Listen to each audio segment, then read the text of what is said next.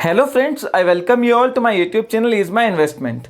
Majhgaon dock के IPO की finally कल मंडे को लिस्टिंग होने वाली है। फ्रेंड्स, अगर आपको ये शेयर आईपीओ में मिला है तो लिस्टिंग डे पर आपकी क्या स्ट्रैटेजी होनी चाहिए, क्या वो लेवल हैं जहां पर आपको प्रॉफिट बुकिंग करना चाहिए। अगर अलॉटमेंट नहीं मिला है तो क्या कोई फ्रेश खरीदारी करके कमाई के मौके बन रहे हैं या नहीं, लिस्टिंग वाले दिन शेयर का मूवमेंट कैसे रह सकता है और आगे के लिए शेयर की चाल कैसी रहेगी, फंडामेंटली शेयर लिस्टिंग के बाद कहां स्टैंड करता है, डिटेल में हम इस वीडियो में आज बात करने वाले हैं। फ्रेंड्स, मझगांव डॉक आईपीओ का जो शेयर है वो कल लिस्ट होने वाला है। आईपीओ को जबरदस्त रिस्पांस मिला था, 158 गुना ये आईपीओ सब्सक्राइब हुआ था और रिटेल में लगभग 36 गुना, 145 रुपये जो है इसका इश्यू प्राइस था। फ्रेंड्स, इस आईपीओ का जो पहले जीएमपी था वो 150 रुपये से भी ऊपर चल रहा था और माना जा रहा था कि 100% से ज़्यादा के प्रीमियम पे इस शेयर की लिस्टिंग हो सकती है। पर पिछले कुछ दिनों में ग्रे मार्केट प्रीमियम में भारी उतार चढ़ाव देखने को मिला है और अब भी जो जीएमपी चल रहा है वो 90 से 95 रुपये चल रहा है, जो कि बता रहा है कि लिस्टिंग 60 से 65% के प्रीमियम पे हो सकती है। फ्रेंड्स, अब बात आती है कि जो जीएमपी में सडन गिरावट जो आई है उसका रीज़न क्या है। आप इस बात को समझिए कि ग्रे मार्केट प्रीमियम वैसे तो शेयर के वैल्यूएशन पर भी होता है, पर काफ़ी बार ये यूफोरिया इतना ज़्यादा क्रिएट हो जाता है। जिस तरह से राउट मोबाइल और हैप्पीएस्ट माइंड्स की लिस्टिंग हुई थी, उसके बाद प्राइमरी मार्केट में एक के बाद एक आईपीओ आए। हमने देखा यूटीआई एएमसी का भी जो है जब आईपीओ लॉन्च हुआ था तो काफ़ी ज़बरदस्त जीएमपी चल रहा था और अब वो जीएमपी डिस्काउंट पे चल रहा है। एंजल ब्रोकिंग के केस में भी पहले जो है ग्रे मार्केट में 10-15% का प्रीमियम मिल रहा था, उसके अपोजिट स्टॉक जो है डिस्काउंट पर लिस्ट हुआ और लिस्टिंग के आसपास जीएमपी भी डिस्काउंट पे आ गया था। यहाँ पे सबसे बड़ा कारण यही है कि एक तो एंजल ब्रोकिंग की जिस तरह से जो है लिस्टिंग खराब हुई है, कैम्स और कैमकॉन में भी लिस्टिंग अच्छी हुई, कैमकॉन काफ़ी प्रीमियम पे लिस्ट हुआ और उसके बाद सेलिंग प्रेशर देखने को मिला। फ्रेंड्स, यहाँ पर जो लिस्टिंग है इस शेयर की वो लगभग 240 से 250 रुपये पे होने के पूरे चांसेस है, जो जीएमपी के हिसाब से ट्रेंड बना हुआ है। अब बात आती है कि वहाँ पर क्या स्ट्रैटेजी होनी चाहिए उनकी जिनको अलॉटमेंट मिला है और उनकी जो कोई फ्रेश खरीदारी करने की सोच रहे हैं। फ्रेंड्स, सबसे पहले आप इस बात को समझिए कि लिस्टिंग के बाद जब यूफोरिया खत्म हो जाता है आईपीओ का, प्राइमरी मार्केट का, तो स्टॉक अपने वैल्यूएशंस के हिसाब से ही ट्रेड करेगा। हम बात करते हैं मझगांव डॉक शिपयार्ड के वैल्यूएशंस के बारे में।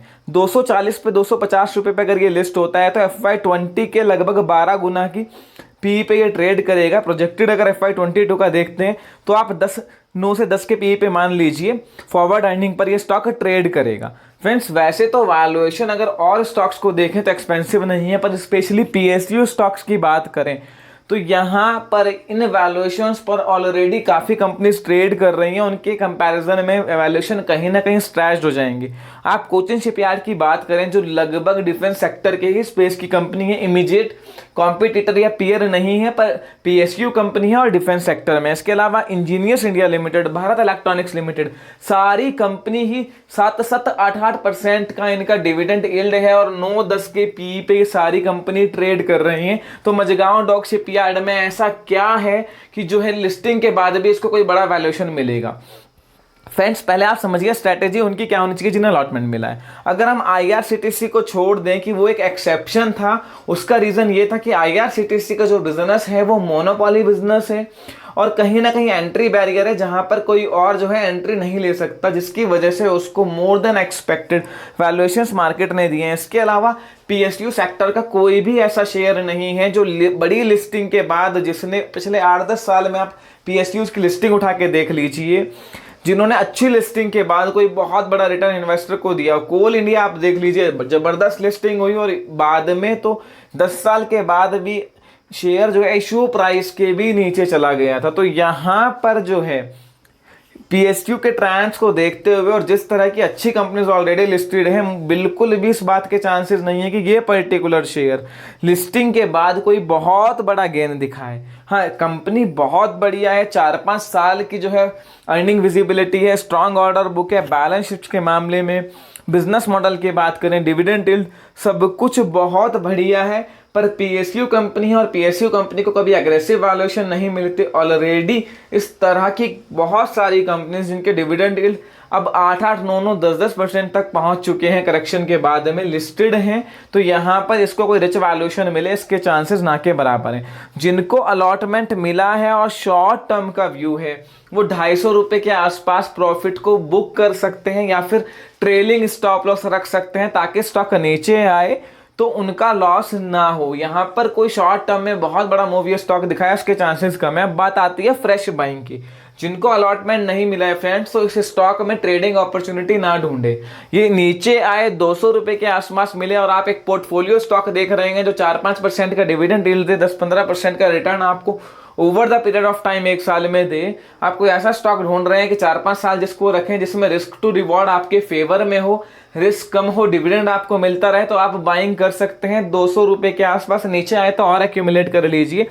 पर यहाँ पर शॉर्ट टर्म ट्रेडिंग के लिए बिल्कुल भी पोजीशन ना बनाएं। स्टॉक में ऐसा कुछ भी यूनिक नहीं है कि ये लिस्टिंग के बाद कोई 400-500 रुपये चला जाए। ये पूरे चांसेस हैं कि लिस्टिंग का यूफोरिया खत्म हो, सेलिंग प्रेशर भी आए और नीचे की रेंज में स्टॉक फंस जाए और कंसोलिडेट करे काफ़ी लंबे टाइम तक, जैसा हमने पीएसयूज के लगभग कोल इंडिया हो गया, engineers India limited, Bharat electronics limited, even जो है कोचिन शिपयार्ड, बहुत स्टॉक में देखा है कि कोई बहुत बड़ा रिटर्न वहाँ पर जो है इन्वेस्टर को नहीं मिला है। इवन अब तो IRCTC भी बहुत समय से एक लंबी कंसोलिडेशन में फंसा हुआ है, तो वहाँ पर आप ट्रैप हो सकते हैं पूरी तरीके से। इसको हायर रेट पे लेने की गलती बिल्कुल भी ना करें। और शॉर्ट टर्म का व्यू है 250, 260 ऊपर के रेट पे थोड़ी थोड़ी क्वांटिटी में बेच कर निकल जाएं। फ्रेंड्स, काफ़ी आजकल IPO का जो बज बना हुआ है उसमें काफ़ी सारे लोगों को एक कन्फ्यूज़न है कि ग्रे मार्केट प्रीमियम, कॉस्टेक और अनलिस्टेड शेयर्स में IPO से पहले ट्रेडिंग कैसे होती है IPO के शेयर में, उसको लेकर हमने एक वीडियो बनाई है। उस वीडियो का लिंक आई सेक्शन में और डिस्क्रिप्शन में आपके लिए डाल दिया है। आप उस वीडियो को देख लीजिए, आपको समझ में आ जाएगा कि IPO से पहले एप्लीकेशंस में और शेयर में किस तरह से ट्रेडिंग होती है और GMP और कॉस्टेक एक्चुअली होता क्या है। फर्दर आपकी कोई भी क्वेरी मझगांव डॉक शिपयार्ड की लिस्टिंग को लेकर, शेयर को लेकर हो, आप मुझे कमेंट सेक्शन में बता सकते हैं। वीडियो आपको पसंद आई है लाइक कीजिए, फ्रेंड्स के साथ शेयर कीजिए और चैनल को सब्सक्राइब करना ना भूलें।